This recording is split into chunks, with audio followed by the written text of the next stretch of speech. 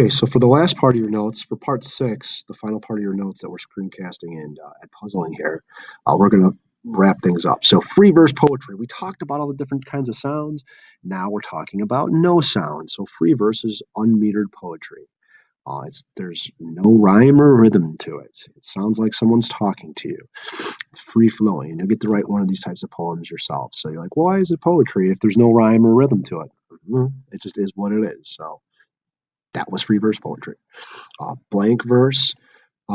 It's written in iambic pentameter, but it doesn't have end rhymes. What? What does that mean? Well, here's an example. Cowards die many times before their deaths. The valiant never taste death but once.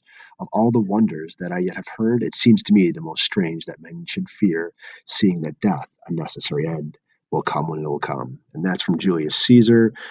That's basically saying that people die many times before their deaths internally. They have emotional deaths before they die, but the real death comes once. And like, what's the point of it? Well, obviously Shakespeare loves writing in iambic pentameter, so he continues to write that way. And I believe this is Cassius from Julius Caesar, who's an evil villain, and he's saying that. So he writes in iambic pentameter. So you recognize the social class of Cassius and Julius Caesar, but he doesn't rhyme because it's a speech he's giving, and rhyming a speech is very contrite, very boring, lame. It's rhyming a speech is kind of silly. If Barack Obama got up and rhymed a speech on TV, I don't think that would be well received. It'd be kind of ridiculous. So, rhyme again. We're looking for, sometimes there's things that we call um, near rhymes, which we'll get to, and then we'll get to straight rhymes. Lamp and stamp is just a straight rhyme. So when we're looking at rhyme scheme, you're looking at the last words of each line to create a rhyme scheme. So you're looking for direct rhymes like lamp and stamp, and sometimes it'll be near rhyme, but that's what we're talking about when we talk about rhyme. And end rhyme is what we're talking about there then at the end of each line. That's where you're looking end rhyme. End rhyme is when the words rhyme at the end of a line. When you do rhyme scheme, that's what you're looking for.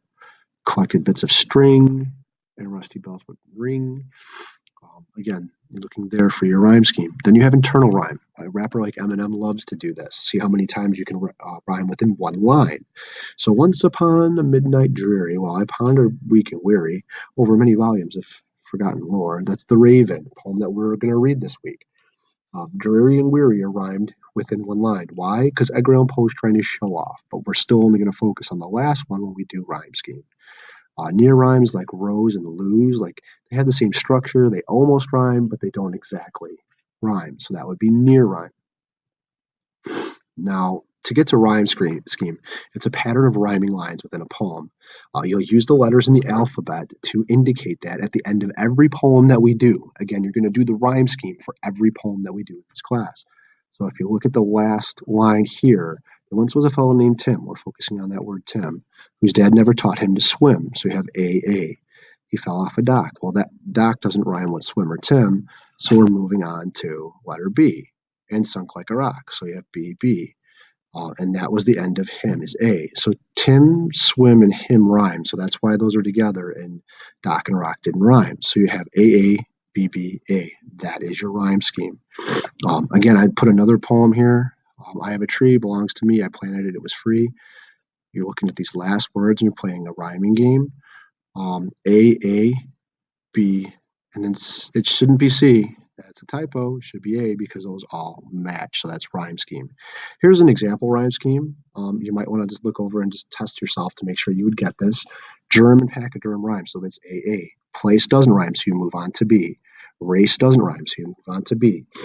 Pleases doesn't rhyme with either one of those, so you move on to C. Diseases doesn't rhyme with either one of those, so you move on to C. And then you go back to A for infirm because it rhymes with pachyderm and germ. And then A. So it's AA, because again, infirm and germ rhyme with germ and pachyderm. There once was a big brown cat that liked to eat a lot of mice. He got all round and fat because they tasted so nice. So what's the rhyme scheme? Try see if you can do it for yourself. So cat would be A, mice B, fat and cat rhyme A, and nice B. So A, B. Again, pause for a second, see if you can do the rhyme scheme for the first stanza. No, though, here, snow. So no is A, though is A. Here is B, and snow is A. No, though, and snow all rhyme. Here doesn't. And when you move to the next line, start over again with A. So queer A near B, lake, queer A near A, lake B near A. So you're going to guess that all the stanzas are A, B, A, B, A, all the way through the poem. Check that real quick. And it's pretty much true. Last few slides. Poetic license is the ability for you when you write poetry to forget about conventions of grammar or believability. That's what hyperbole, you have exaggeration. So that's what that term distortions of facts and literary convention made by a writer means. An author does what they want to, artistic freedom. I can stop for a second, get those notes.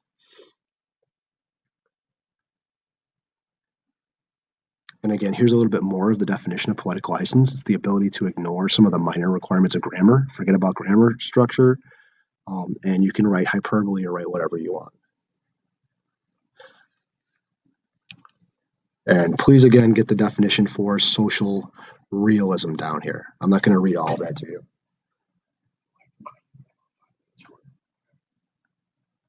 Have a great day.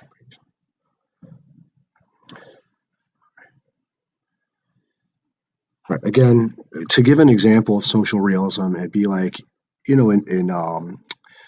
working class, music, if we're talking about Bruce Springsteen or even like with Eminem, where uh, the social realism movement was where in art stopped being just for people that were rich to being for all of the people. So social realism depicts social and racial injustice, economic hardship. Again, it started in art with pictures, but then music started to be about that. And that's where, like with rap music, that really is social realism, where it depicts struggles or depicts, oppression and things like that a lot. So, but again, it started during the Great Depression. So, If Mice and Men would probably be a socially realistic book. Please get the definition down. And then one last thing for poetic license here is suspension of disbelief. When you read something, you have to believe, like forget about the reality of it. So like when you read um, watch a TV show like CSI, like it's not really that interesting of a job. It's probably really boring at points, but they only show the interesting parts. So we suspend our disbelief that that couldn't happen. Or like the book Holes or movie Holes, if you ever saw it, you can't really make kids dig holes for punishment. So that would be suspension of disbelief. Okay, I am going to